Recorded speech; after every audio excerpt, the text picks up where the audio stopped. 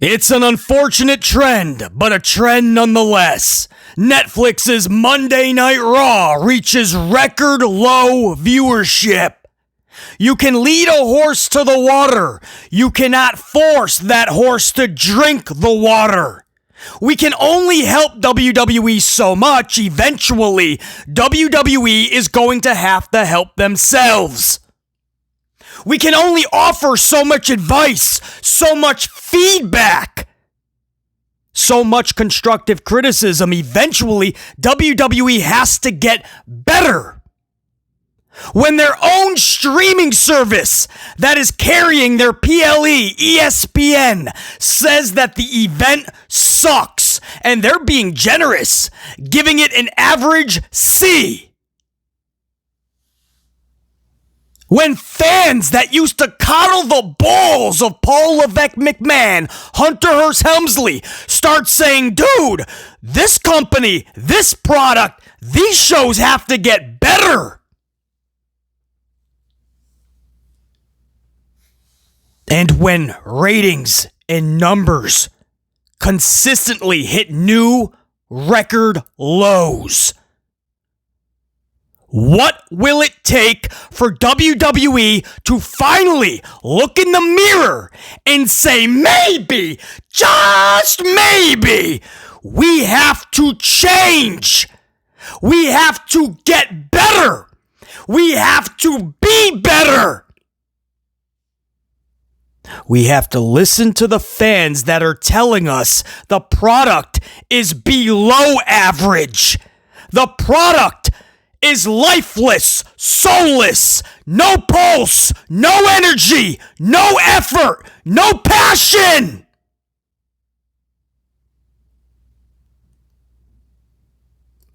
When will they listen to the fans that are trying to help because they want a better WWE?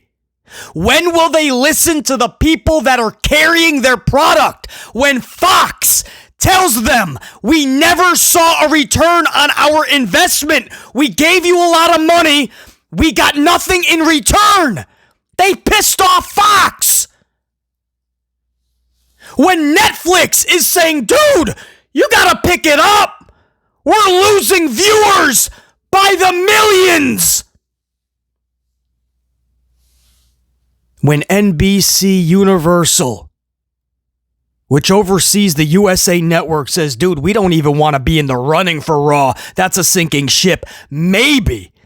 We want to try to keep this partnership going. Maybe we can do something with SmackDown. We'll give you money for SmackDown. And SmackDown is hitting record low viewership. When the companies are pleading, begging for you to just be better, get better, care about what you are putting out, care about your product. When fans are going, dude, we've supported everything you've done. We bought all the PLEs, all the networks, all the streaming services. We gave you $10,000 to show up to one of these stupid shows. We buy the merchandise, as stupid as it is. I just bought a $30 shirt that says Yeet. I bought a $30 shirt that says LA Night, yeah. I bought a $30 shirt that says Unpredictable Badass. I bought a $30 shirt that says Here Comes a Tsunami.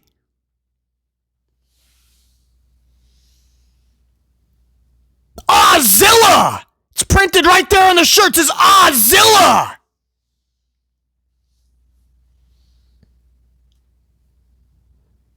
Did you see Nia Jax's new shirt?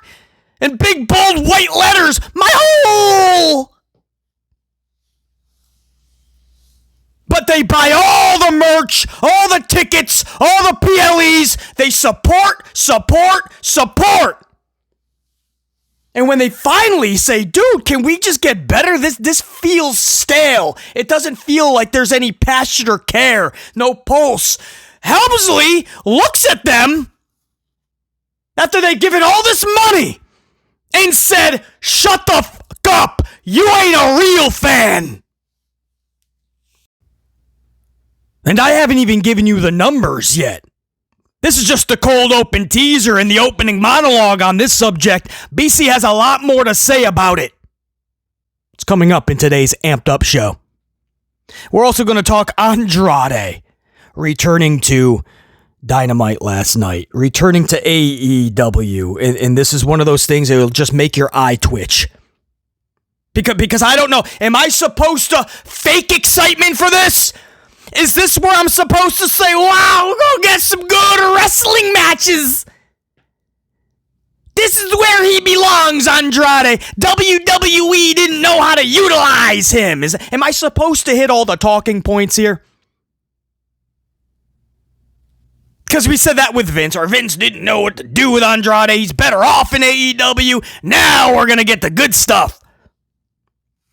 He was booked the same, if not even worse at times in AEW than on the main roster. So then he comes back to the main roster.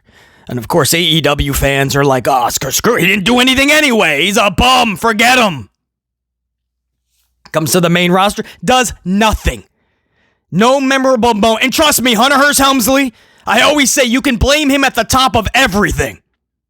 Poor booking for nearly everybody on the roster. So absolutely, I blame Helmsley up front, first and foremost. But Andrade gave us nothing. What are you gonna... Alls he was on that second go-around in WWE was Charlie Flair's boyfriend turned husband. That was it. That's what he was mostly known for. What else did he do? A best of 47 series with who? Mello? Did he have a bunch of wrestling matches? What storylines put you at the edge of your seat with Andrade?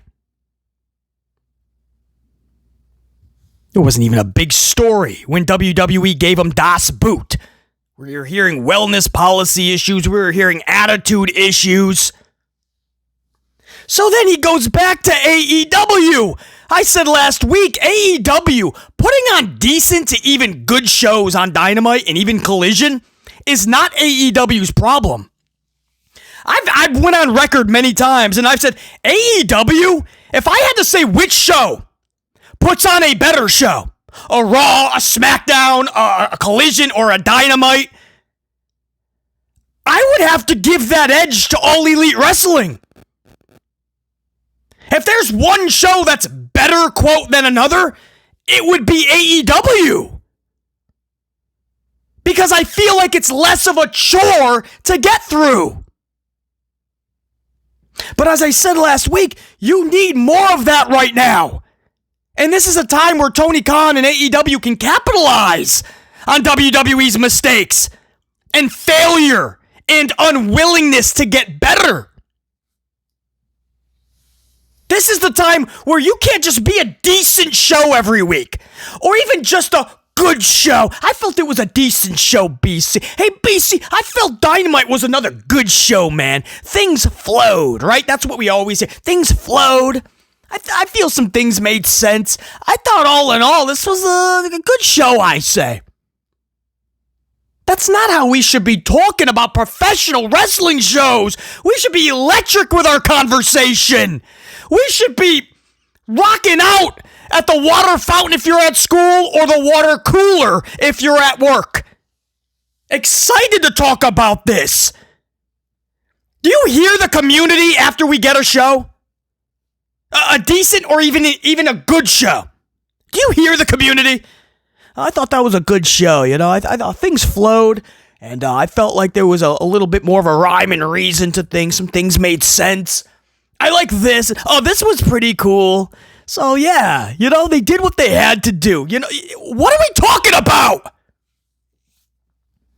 That type of talk makes you want to tune in next week? AEW has a chance to capitalize on WWE's stupidity. And I don't care about the tribalism. I don't care which company you like more than the other. You should want AEW to succeed. Because I assure you, if you're a WWE tryhard, You are going to want AEW to succeed, because that boot in the ass will make WWE better, or at least it should. When WCW was whooping that ass, it forced Vince McMahon and World Wrestling Federation to get better. And if you're an AEW fan, you should damn sure better hope WWE gets better. Because high tides raise all ships. AEW could use that little bit of a boost.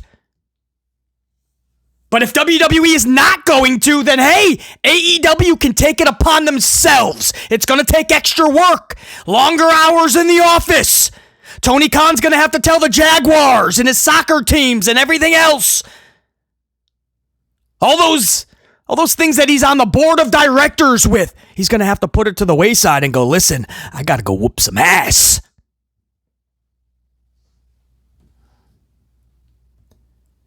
So AEW brings in Andrade. What can I say about Andrade? I'm not going to fake excitement. I couldn't care less his first go around in WWE. I cared even less when he went to AEW.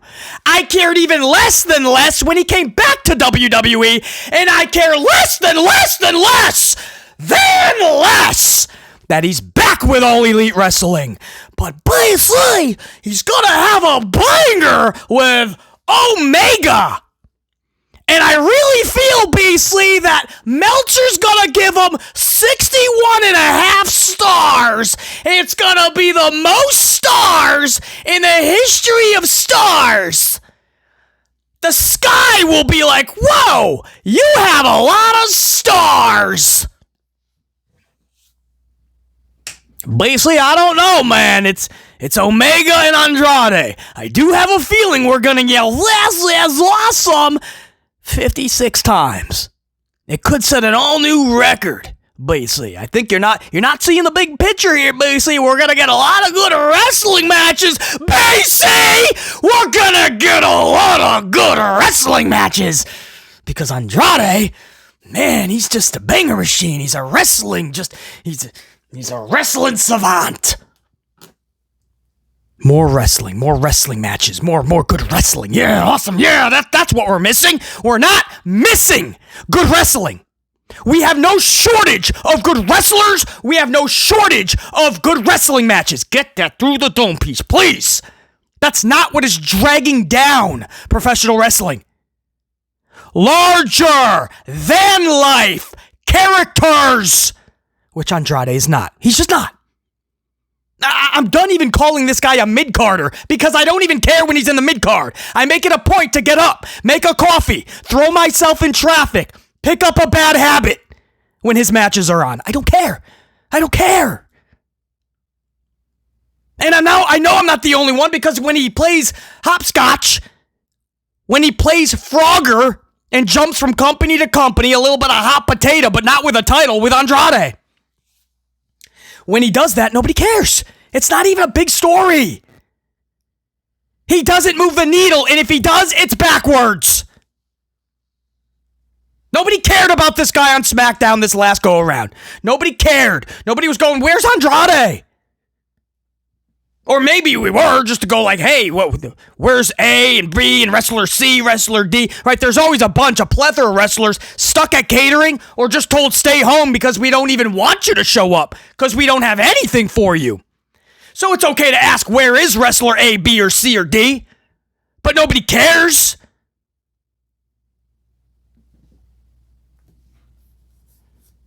People have been asking for years, where's Tamina Snuka? She's on the roster. It says right there, Tamina Snuka. But we heard she quietly retired a couple years ago. What the heck? Where's Tamina? But if Tamina showed up on Monday, nobody would actually care.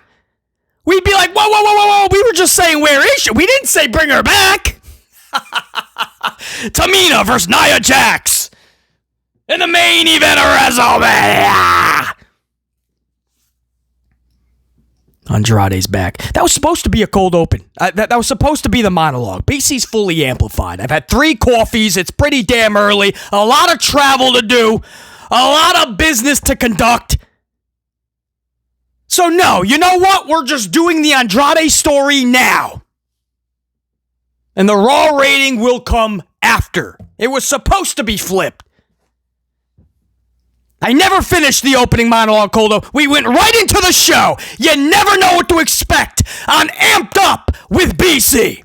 So welcome to the show. If you're new to the show, damn. Newbies come across the channel right before they smash the subscription button to be a part of the amplified unit. There's got to be that thought, right? Is BC's channel always this amplified? And if so, I gots to be a part of it. And they smash the subscription, and they become a proud member of the amplified unit. But on the flip side, there's got to be those individuals that are like, damn, is BC's channel always this amplified? Because there's no way I can be this amplified always. So they have to find another channel, and that is more than okay. I've said it from day one on this channel. This channel is not based on the quantity of numbers, but rather the quality of subscribers. I demand the smartest and the most badass subscribers because we talk in facts on this channel. I'll give you my opinions. I'll give you my thoughts. I'll give you hot takes. But the majority of this channel is based on facts, and we take those facts and we expand them in discussion. We amplify them in conversation. So we have to be on the same page on this channel and in this unit so that we can help the product get better. Because that's the mission statement. That's the goal from day one. Make pro wrestling great again. Make these companies as best as they can be. And to do that, we have to be honest. So if somebody comes across the channel and they're like, oh, that's too harsh. Or this critique is too negative. They don't want to be honest. And they would just have to find another channel at that time. Totally okay. But what we talk about is honesty. It may sound negative, it may sound harsh, but because the shows are bad. And when the numbers come out and the ratings come out, they justify every word that we speak. I could see if I'm just being harsh and negative and all of a sudden the numbers come out and they're through the roof. They're progressing, they're getting better every week. The numbers are solid. Netflix is happy. Fox was trying to they were trying to keep SmackDown. They were seeing a big return on their investment. ESPN is giving A grades for the PLEs and not C's and D's. That's not what's happening, right? Everybody is furious with the product. From Fox and Netflix and ESPN, so the people that are carrying the shows, straight down to the fans. And the ratings are telling you that less and less people are tuning in every week. So BC's words are nothing but facts. It's amplified honesty. The numbers will always back up what I am saying. If it sounds too harsh or negative, too bad. It's called honesty. It's called the truth. You can handle it or you can't. If you can, this is your unit. If you can't, das Boot, hit the bricks. That's simple. Because the shows are getting worse and we're about to talk about it. It's a good segue to start talking about the Raw numbers right now. But let me just wrap up the Andrade talk. And then we'll segue right in from this into Raw's numbers. I'll show you how honest we are on this channel during Raw reviews, SmackDown reviews, or any review that we do. I am going to show you how honest we are on this channel.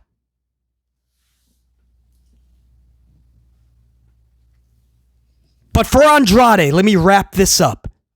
I'm sure if you're a diehard AEW fan, you're going to be loving this decision, right? A lot of you guys were probably panning him in WWE. Now you're like, all right, now it feels right. He's with the Callis family. Now it's going to be good. Now we're going to get the best of Andrade. Tony's going to utilize him properly. Him and Omega's going to be wild. We'll see him and Ricochet down in the future. One of them would have to go face, but maybe not, right? You got Samoa Joe and you got Hangman. They both have huge fan bases. They're about to face each other. So I don't think AEW cares about face versus face and heel versus heel. Not to the level of Hunter Hearst Helmsley, thankfully. He literally does not care. He goes out of his way to make one heel out-heel another heel, which is not good for anybody. Or one face out-face another face, which is not good for anybody. But I'm sure there's going to be a lot of, oh, this is amazing, Andrade. And then there's going to be those that are willing to be honest. This does nothing. In the realm of AEW's numbers improving and making fans care, giving fans something that is electric, edge of our seat, next level stories and larger than life, and just making us look at this as appointment television. If Andrade was supposed to move that needle, this is pathetic. In a recent Amped upload this past week, one of the recent shows we just did, I talked about how AEW has 175 people on their roster. 175, like a $135 dudes, 40 women. And some of those are not actual talent, by the way, and yet they started a tag team division for the ladies. A championship. Tag team division, tag team titles for the ladies. Mind you, they have about 35 out of the 40 actual talent, some of those ROH. So maybe like an NXT thing, and they can also go for the tag titles. I get it. But was tag titles needed? Was that what people were clamoring for when they said, hey, we got to do better, man. We're just lacking a couple two-tree elements that could really make AEW special and stand out. Because the shows are pretty decent to even good. Nobody was asking for even more titles. Just like nobody was asking for Andrade.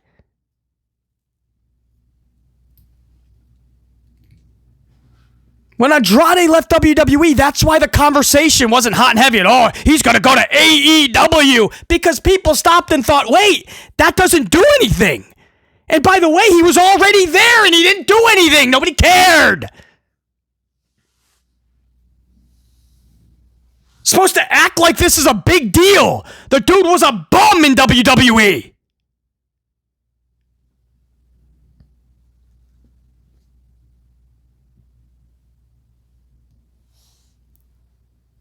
In AEW, he's with the Callis family, dude. Now we have to sit through Andrade matches. 15 to 20 minute Andrade matches every Wednesday or Saturday night. Yeah, that just made the product more fun.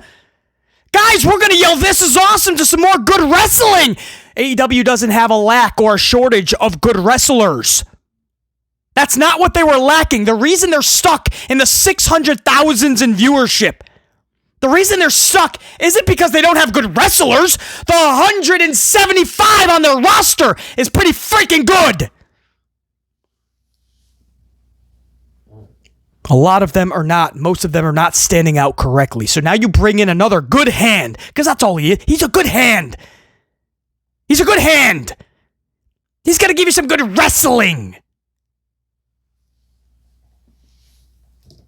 Why? Why did AEW need Andrade back? The roster it's too full. It's a combustible element at this point. If they were all being saved on a big ship, get off the island, it's burning, jump on the ship. AEW's roster jumps on the ship would sink. There's too many people. It's inflated. There's no reason a company that is 6 or 7 years old tops. I think they just celebrate, their 6-year anniversary of Dynamite last night. Why do you need 175 talents?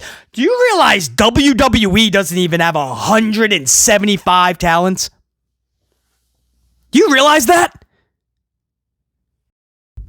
But I know there's a lot of subs always joining the channel, so let me just reintroduce these standards for reviewing a show on this channel. For BC to review any show, they have to pull at least 1 million in viewership, bare minimum.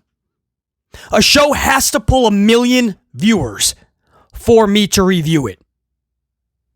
I've said from day one, the second that Raw or a SmackDown's really close, if they go under 1 million, it does not get reviewed. At least not on a consistent basis.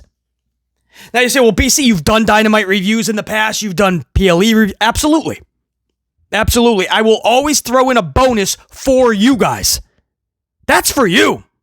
I get nothing out of it, I assure you. The Dynamites or the NXT shows, once in a while I'll do an NXT Tuesday night. If not a full review, like a recap, anything of the sort. Yeah, that's a bonus for you guys. That's all that is.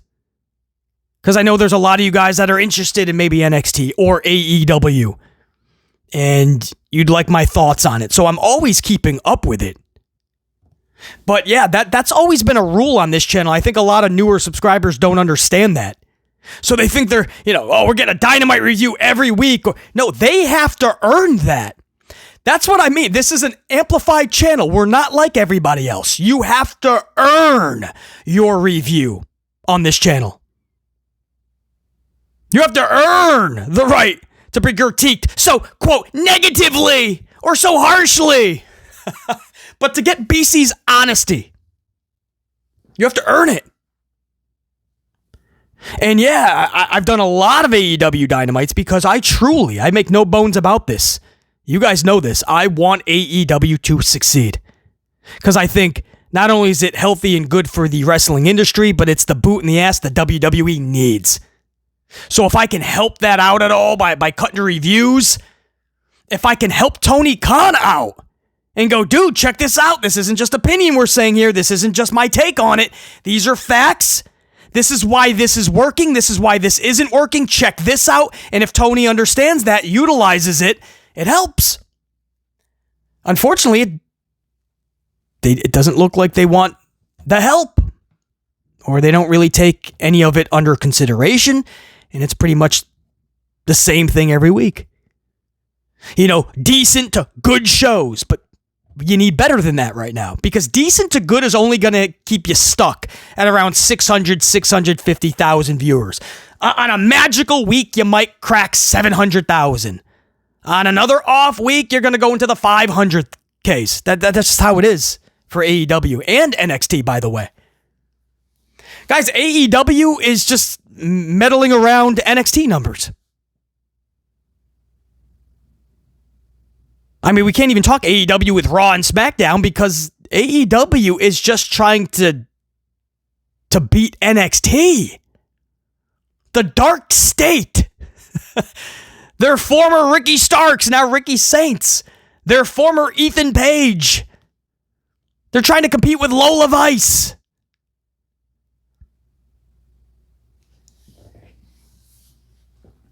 So,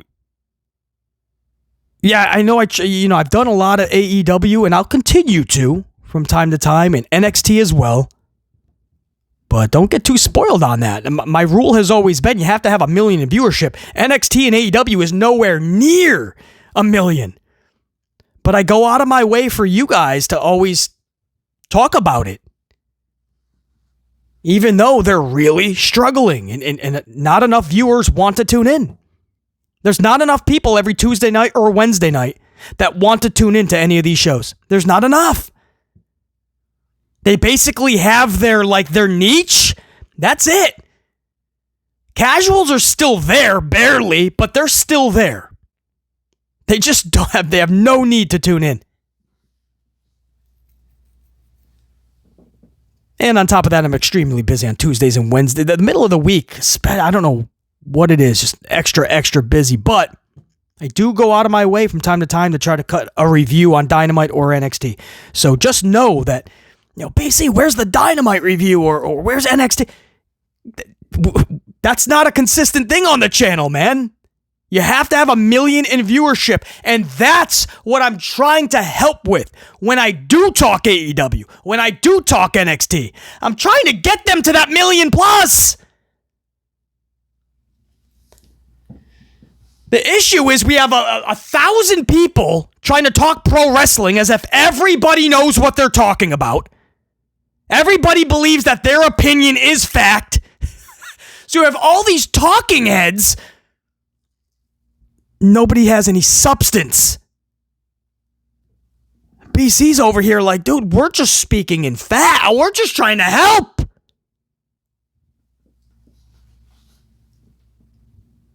I'd love to talk about Dynamite and AEW every week. But if not enough people care, then that's the whole point. It's got to be worth it. Andrade is your solution? Women's just look at the last two Dynamite. What's your big solution? Women's tag titles and Andrade. So if you love AEW, please think of that. If you're part of the niche, then you're fine with it. But you see, I like Andrade. I love the thought of women's tag, and I love the show every week, BC. So I mean, I hear you, BC. Love you, dude. But man, I'm good. I'm eating good. That's cool. The company you love is showing no progression. That should make you a little weary, man. That should make you a little concerned. The company you love is struggling mightily. So maybe think like, man, maybe it would be cool if a lot more people loved it. What can we do to get to that point? Interesting, right? Interesting. How can we make it better? So that the company I love can grow and prosper. Some fans don't want to see it, right? It's like bands, right? You ever see like an underground band, a quote underground band, and the fans think it's all cool because they're a part of something, because it's not mainstream, right? Only them and their clique, their crew know about it. But when the band becomes successful and actually signs a big deal and they can finally start making real money and the world can start hearing their music, a lot of those fans, they're like, you sold out, man. Oh, they're trash now. The music they make now is trash. They used to make way better back in the bingo hall. Back in that little warehouse they used to do the raves in. And there's a lot of fans that will stop listening to the band once they sign a big contract. But dude, they succeeded. You claim you love the band. Isn't it cool that they succeeded? They made it to the mountaintop. They're not just playing for a few hundred or a few thousand people. That was good for you. Doesn't do much for them. Be happy for them. Let's go to WWE Monday Night Raw. Let's just rip the Band-Aid off. What do you say? 2.3 rating. Now they're 7 days behind, obviously. So this is the post Palooza of wrestling show. So this is where you usually see a jump in the rating. Because the casuals and a lot of fans, they have to see the fallout. Whether they saw the event or didn't. Usually you see a bump for a go-home show, which is the show before the PLE, formerly pay-per-view. And now that it's $30 for a lot of people on ESPN, I'm calling it pay-per-view again. Because it's back to pay-per-view prices for a lot of individuals. So the go-home show, you see a bump. And then the post-show, you see a bigger bump. Because what should have happened is at the pay-per-view, so many epic things happened. So now everyone has to see the aftermath. Could you imagine not even seeing an upward trajectory for your post-Palooza Raw? But you go backwards, and not just backwards, but record low viewership for your Netflix tenure. And they went out of their way not to compete with the NFL in Monday Night Football. They started earlier. They looked at the NFL and they tapped into some AJ Styles. We don't want none. We don't want none. NFL ain't no way we want some. They didn't want anything. They went earlier. Now, if you're thinking, well, BC, that's it. They went earlier. It muffed up the timing, and that's why they saw a decrease. No, you got to remember, it's Netflix. So the extra hour actually helps them. This is why everybody is boggled right now. This is why it's so alarming. When they went to Netflix, Netflix counts a full week of viewership, no longer just one night. For instance, Nielsen, back when it was on USA Network, Raw, that was just for those hours watched live. The rating was for those 2 to 3 hours. That's it. With Netflix, they count the viewership for an entire 7-day period. And then they count hours watched. So basically, that 7 o'clock start time helps them out dramatically, or at least should. They gained an extra hour. And they still pulled in record low viewership.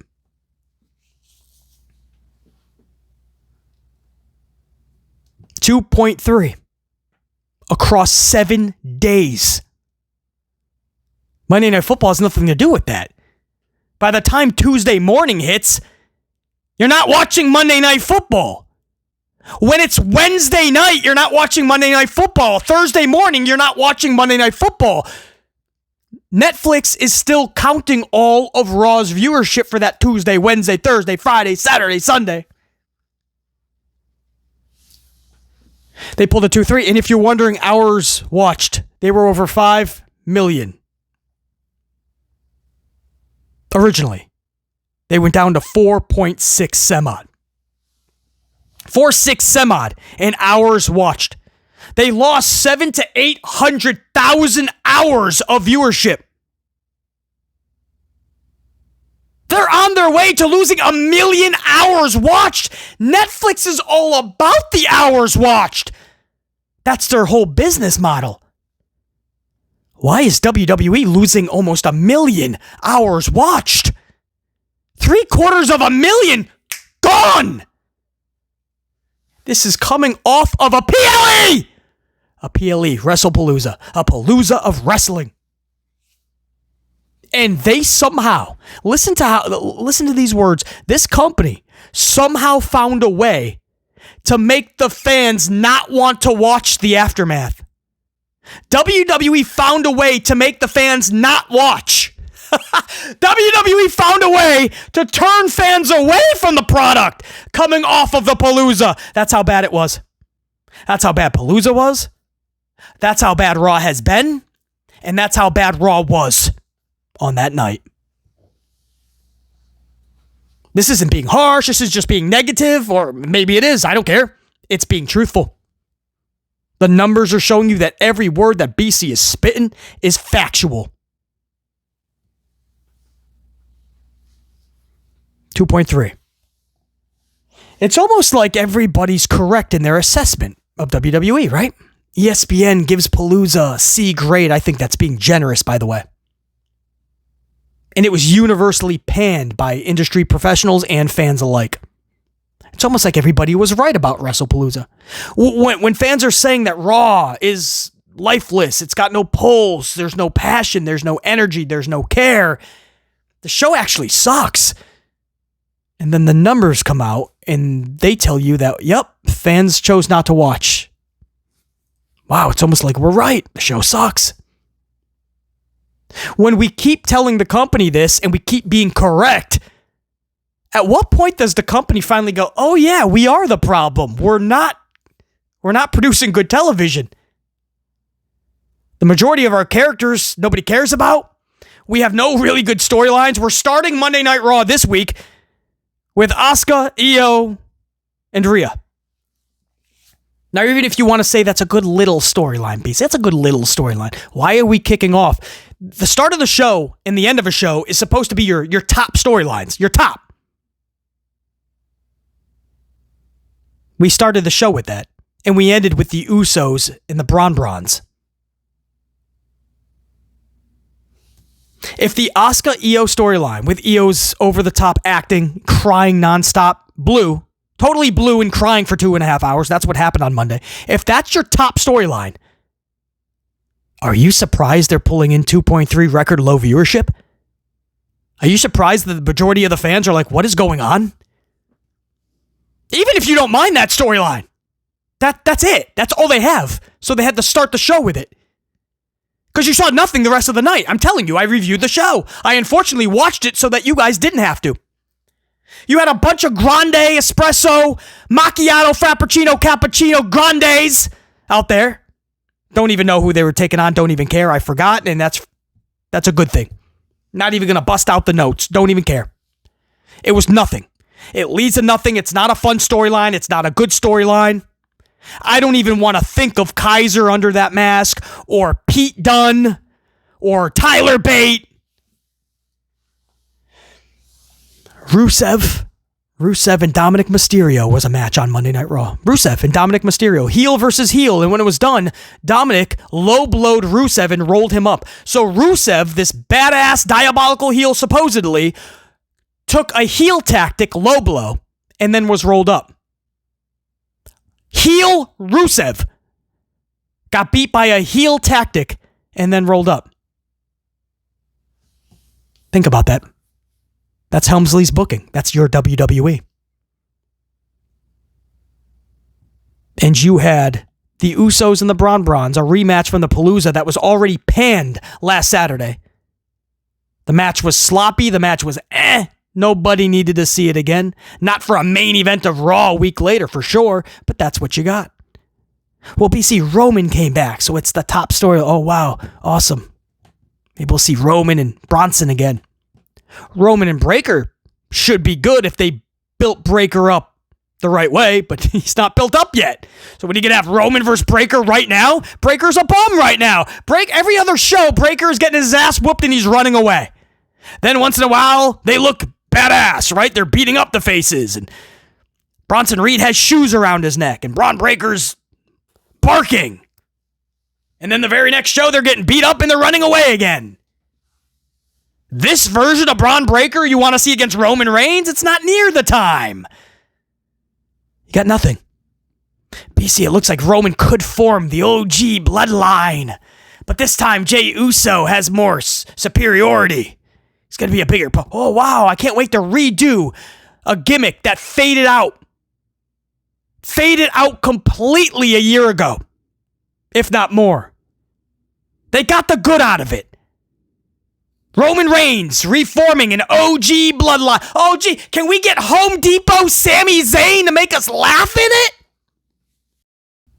It's professional wrestling. There should be nothing like it on the planet. The electricity that it should stir up. The feelings and emotions we should be rocking out every show.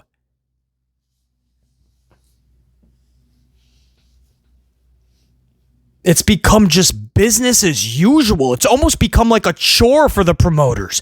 It's like a chore for the companies to put on these shows. They're just trying to fulfill obligations, right? They have the TV contract, and they're just trying to fulfill that so they can make all this money elsewhere, right? Let's try to go to this country. Let's cut this deal with Saudi.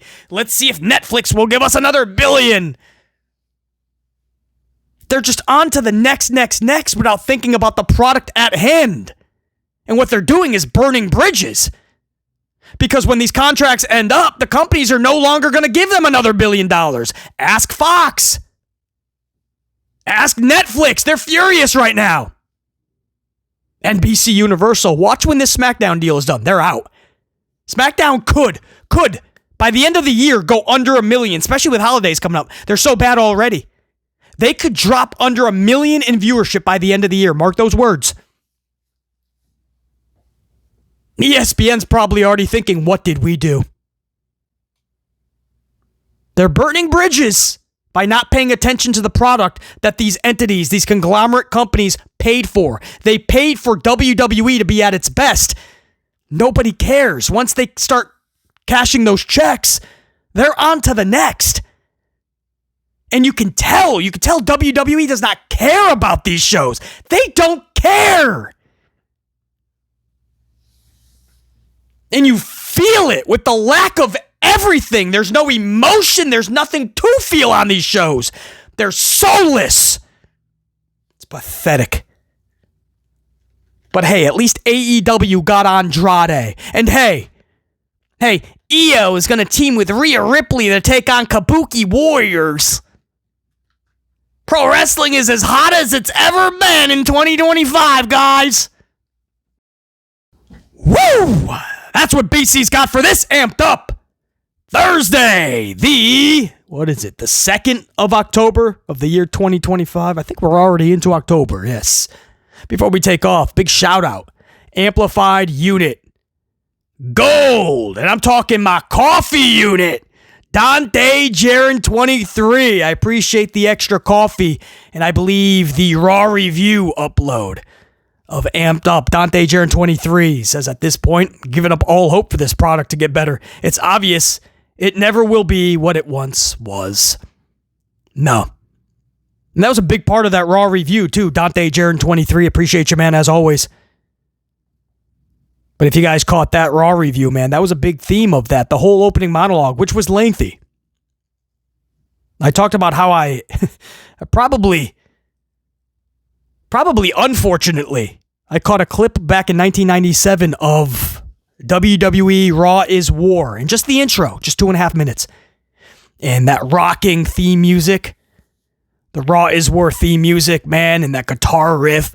And then we go to the arena where all the pyro is dropping, like bombs, grenades. It was amazing. And then the cameras would start showing all the crowd. Everybody had a sign. Everybody was just ecstatic and electric. Women were flashing. It was wild. And that was just the intro. And I said on that Raw review, I said the intro alone is better than Raw and SmackDown in totality these days. And that's not just cute little word salad. I mean that. The first 2.5 minutes or 3 minutes of a Raw is War back in the day is better than a complete Raw today, a complete SmackDown today. There's more energy in that 2.5 minutes than there is in an entire show today.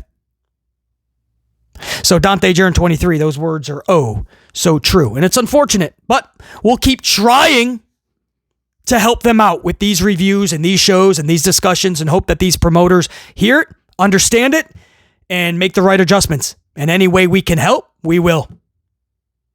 Unit, until next time, and there will be that next time. BC in the unit, saying check you, salute.